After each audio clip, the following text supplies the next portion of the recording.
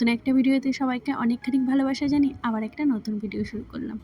তো আজকে সকাল সকালে একদম ভিডিওটা স্টার্ট করে দিয়েছি। সকাল বলতে ওই বাড়ির সমস্ত বাসি কাজ আমার কমপ্লিট।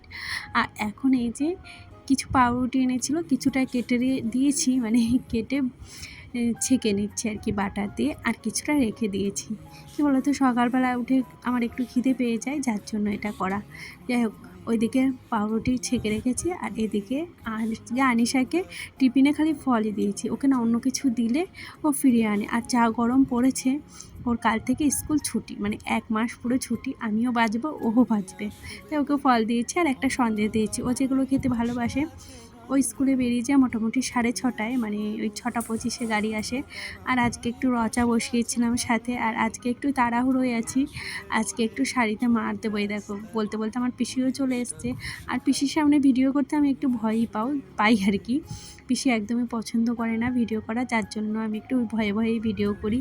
আর আজকে আমারও প্রচণ্ড কাজের চাপ ছিল, সকাল সকাল রান্নাবাড়া কমপ্লিট করেছি।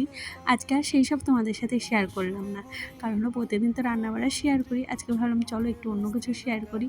আর 1 বস্তা তুলো আমি কিনে রেখেছিলাম, সেটাই রোদে দেবো কি। এইদিকে এত হাওয়া দিচ্ছে, আমার পিসি আগে থেকেই বলেছিল মশারি নিয়ে যা, তাহলে আর কি মশারির ভিতর দিয়ে রোদ দিলে বেশ ভালো হয়, ওড়ে না, নষ্ট হয় না।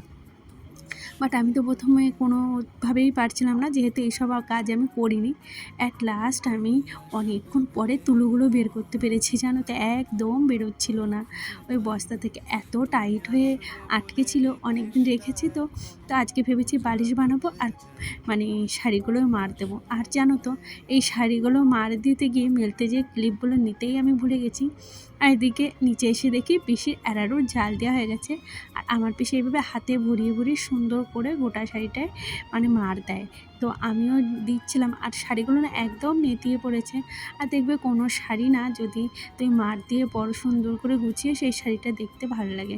মোট আজকে আমি 4টে শাড়িতে মার দিয়েছিলাম, আর তোমাদের সাথে খুব একটা শেয়ার করিনি। আজকে আমি প্রচণ্ড পরিমাণে ক্লান্ত হয়ে পড়েছিলাম, জানো তো। কি ভেবেছিলাম আমার মেয়ের বার্থডেটা একটু বড় করে করব। এবছরে মাঝে একটু প্রবলেম ছিল, কিন্তু ওই সব আশায় আমার জল ঢেলে গেল, করতে আর পারলাম না, তার জন্য মনটা খারাপ আর কি। যাই হোক, প্রচণ্ড রোদ ছিল, জানো তো। 10 মিনিটের মধ্যেই শাড়িগুলো শুকিয়ে গেছিলো। আর এদিকে ভাই আজকে একটু আইসক্রিম করেছিল, কোনো কিছুরই ঠিকমতো ফুটেজ নিতে পারিনি, কারণ হলো আমি কাজে ব্যস্ত ছিলাম। আর ফোনটা কাকেই বা দেবো বলো। আর আইসক্রিমগুলো আজকে ভীষণ ভালো হয়েছিল আর কি। এদিকে দেখো, পিসির অলরেডি বালিশ বানানো হয়ে গেছে। আমি স্নান টান করে এসেছি, তখন মোটামুটি ওই বাজে 2-2:30। তখন আমি বসেছি, মানে আজকে আমার ঘরের অবস্থা যে কী হয়েছিল, আগে কোনোদিনও এরকম কাজ করিনি, তো প্রথমবার করেছি। সেটা পরিষ্কার করতে করতে না আজকে আমার সন্ধ্যা হয়ে গেছিলো। প্রচণ্ড পরিমাণে কষ্ট হয়েছিল, কি বলবো। আজকে সারাদিনে 1 মিনিটও রেস্ট পাইনি। আর আমাদের মধ্যবিত্ত সংসারে একটু টাকা বাঁচানোর জন্য কতই কিছু না করি। আর আমার মেয়েটার বার্থডেটা করলাম না, অনেক সমস্যার মধ্যে, কিছুতেই আমি টাকা জোগাড় করে উঠতে পারলাম না। মেয়েটার বার্থডেটা একটু বড় করে করব। তবে হ্যাঁ, ছোটো করে করেছি। যেদিন ওর বার্থডে ছিল একটা কেক এনেছি আর একটু পায়েস করেছিলাম, কাউকেই ডাকিনি। যাই হোক, এই যে সন্ধ্যাবেলা আর আমরা সবাই মিলে একটু আইসক্রিম খাচ্ছিলাম। আজকে সেরকম একটা কিছু করে তোমাদের ভিডিও পোস্ট করতে পারলাম না। এই যে সন্ধ্যাবেলা স্নান করেছি, আবার স্নান করে আর কি খাচ্ছি।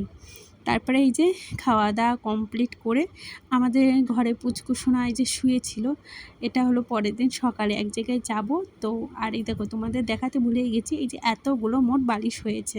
যাই হোক, আজকে ভিডিওটা এখানেই শেষ করলাম। ভিডিওটা ভালো লাগলে প্লিজ একটু লাইক করে কমেন্ট করে পাশে থেকো। তো আজকের মতো টাটা, দেখা হবে আবার একটা নতুন ভিডিওতে।